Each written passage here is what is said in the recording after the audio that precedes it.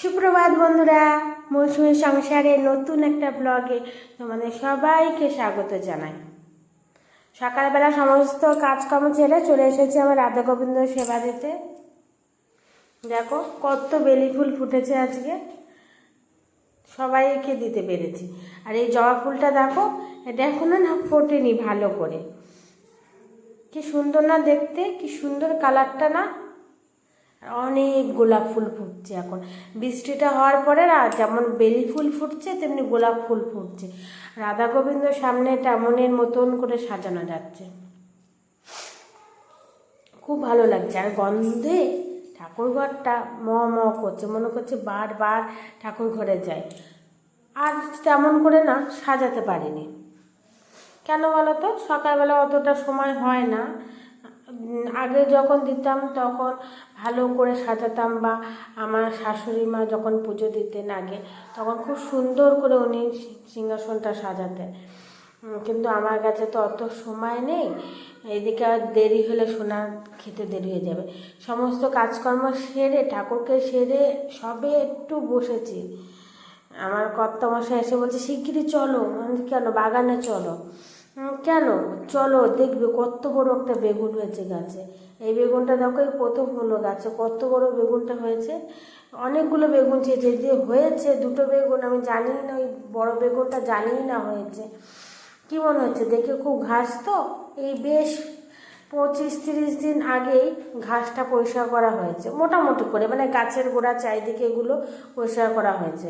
সবটা করা হয়নি, কারণ অনেকটা জায়গা তো, সবটা করে ওঠা সম্ভব না। আগে শাশুড়ি মা আমরা একটু একটু করে করতাম, শাশুড়ি মাই বেশি করতেন, কিন্তু এখন উনি অসুস্থ তো এখন আর করতে পারেন না। আর এই বর্ষাটা চলে গেলে তারপর আবার জঙ্গলটা কাটাবো, জঙ্গল কাটানোর লোকও পাওয়া যাচ্ছে না এখন। আর বর্ষায় না খুব বাড়ন্ত, দেখুন কি সুন্দর লাগছে না বেগুনগুলো দেখতে।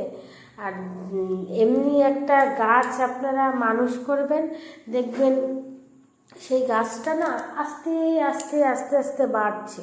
একটা আগাছা জন্মও তাড়াতাড়ি, বাড়তেও তাড়াতাড়ি, খুব তাড়াতাড়ি বেড়ে যায়। দেখুন ওই কলা খাবে বলে বায়না করছে, খাবে না, দু হাতে চটকে ধরে ফেলে দেবে। উপরে ঝুলিয়ে রেখেছে, তাই একটা চেয়ার নিয়ে এসেছে, চেয়ার নিয়ে এসে কলাটা পাড়ার চেষ্টা করছে। খেলে তো দেওয়া যায়, কিন্তু না, ওই চটকাবে হাতে, পরে বসে ধীরে সুস্থে খাইয়ে দেওয়া যাবে। এই যে ডাল হয়ে গেল আমার, যে মটর ডাল করেছে।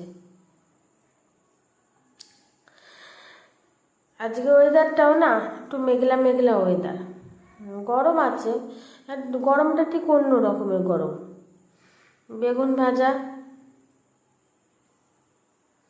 আর এই যে সব কিছু দিয়ে একটা তরকারি, মানে ভেন্ডি আছে, কুমড়ো আছে, তারপরে গাজর, পটল, সব কিছু দিয়ে একটা পাঁচমিশালি তরকারি। এটা আমার শাশুড়ি মা খেতে খুবই ভালোবাসেন, আমারও ভালো লাগে খেতে, আমাদের বাড়িতেও খায়। শুধু এর মধ্যে ডাঁটাটা পড়িনি, ডাঁটা পড়লেই চচ্চড়ি হয়ে যেত। আর তরকারিটা খেতেও খুব ভালো হয়েছিল। আপনাদের বাড়িতে আছে কি কি মেনু রান্না আছে আমাকে কমেন্ট করে জানান তো।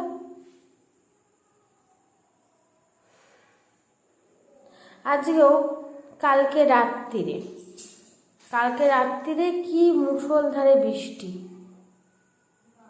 খুব বৃষ্টি হয়েছে কালকে রাত্রে। এই ধরুন 10টা 10:30 থেকে বৃষ্টিটা শুরু হয়েছে।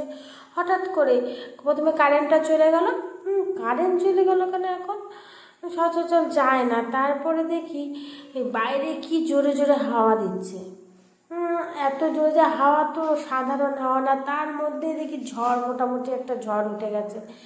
ঝড় উঠে যাওয়ার পরে তার যেতে না যেতে শাশুড়িমাকে ডাকছি খাওয়ার জন্য, বাবা মুষলধারে বৃষ্টি নেমে আসলো।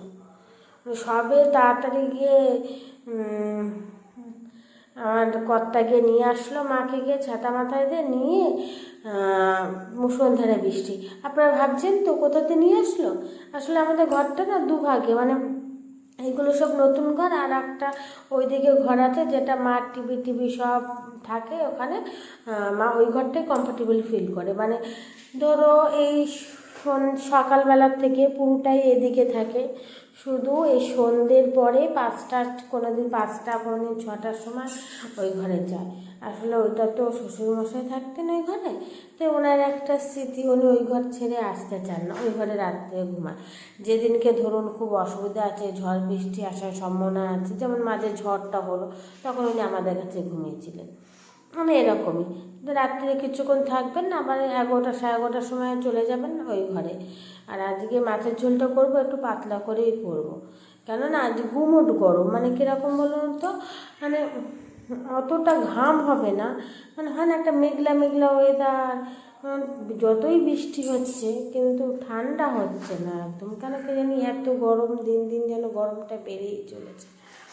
রান্নাঘরে যারা রান্না করে তারা জানে, এমনি যদি 40 ডিগ্রি গরম থাকে, রান্নাঘরে আসলে যেন 50 ডিগ্রি গরম হয়ে যায়। আর তার মধ্যে আমার সোনা তো আছেই জ্বালাতন করতে করতে, সকাল থেকে আজকে লাগিয়েছে জানেন তো, আইসক্রিম খাবে, আইসক্রিম খাবে, মাছের ঝোল হয়ে গেছে আমার। এখন যদি ওকে আইসক্রিমটা দিই, আর সকালের আর ভাত যেটুকু খাওয়াই, এখন তো অভ্যাস না করলে তো বড় হলো খাবে না, ওই ফেলে ঝেলে সারা গায়ে মেখে থেকে যা দুটো একটু খায়, তো অভ্যাস না করি তাহলে আর খাবে না। তার জন্যই আমার হাজার শরীর খারাপ হোক, জ্বর, পায়ে ব্যথা, যাই হোক, হাঁটতে পারি না, তাও ওকে নিয়ে দুটো খাওয়াবো, বসাবো, যাতে অভ্যাসটা মেনটেন থাকে। এখন খেলে আর খাবে না, তাই এবার তাড়াতাড়ি আজ ঘুম থেকে উঠে পড়েছে। এই দেখুন, বাচ্চার ঘরে কি থাকে, আমার আবার দুটো, মানে একটা আমার বাচ্চা, একটা আমার শাশুড়ি মায়ের বাচ্চা, মানে কেউ আইসক্রিম পেয়ে গেলে একেবারে খুব কখন খাবো কখন খাবো, একটাই আছে, ওটা আছে আর দিদি ভাইয়ের জন্য, ওটা ওইভাবেই রেখে দেবো, বদ্দি ভাই যবে আসবে ওই আইসক্রিমটা তার জন্য। আর এইটাই বেঁধেছিলাম, দেখেন এই দেখুন কি সুন্দরভাবে হয়ে গেছে, এই যে শক্ত না কিন্তু, হাত দিয়ে কি সুন্দর করলে, মানে জমাট বেঁধেছে কিন্তু শক্ত না, যা ইটের মতো শক্ত তা না, দুধের পরিমাণটা বেশি তো তাই শক্ত না, যদি দুধের পরিমাণটা কম হতো তখন তাহলে ভীষণ শক্ত হয়ে যেত, কিন্তু এটা শক্ত হয়, দেখুন তো অনায়াসে চামচ দিয়ে উঠে আসছে। আর খুব ভালো হয়েছিল, একটা এলাচের ফ্লেভার আসছে, যেই ঢাকনাটা খোলা হলো, ওই ছোটো ছোটো চামচ আছে, আমার মা দিয়েছিল, সেই চামচ কাপের মধ্যে দিয়ে খাবো এবার, যে একটা আমার, একটা সোনার, আর একটা হচ্ছে সোনার ঠাকুরের, মানে আমার শাশুড়ি মায়ের। আমার বাবা এখন খাবে না, সন্ধে হয়ে গেছে, তার জন্য আর খাবে না। আর থাক, পরে তুমি পরে বের করে খেও, আমরা খেয়ে নিই, কারণ সোনার জন্য বের করতেই হতো। ওই যে খাচ্ছে, দেখো সে ভালো করে তো খেতে পারে না, সারা গায়ে হাত পায়ে মেখে এতটা।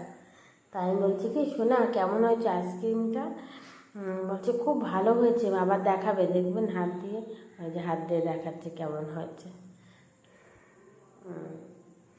আপনাদের যদি আমার ব্লগটা ভালো লেগে থাকে, প্লিজ লাইক, কমেন্ট, আমার চ্যানেলটিকে সাবস্ক্রাইব করে দিন, যাতে আমি আমার সোনাকে নিয়ে আরও ভালো ভালো ভিডিও আপনাদের সামনে আনতে পারি। প্লিজ আমার চ্যানেলটাকে সাবস্ক্রাইব করে দিন, আর আপনারা সবাই ভালো থাকবেন, সুস্থ থাকবেন, পরিবারের সঙ্গে থাকবেন। টাটা বন্ধুরা।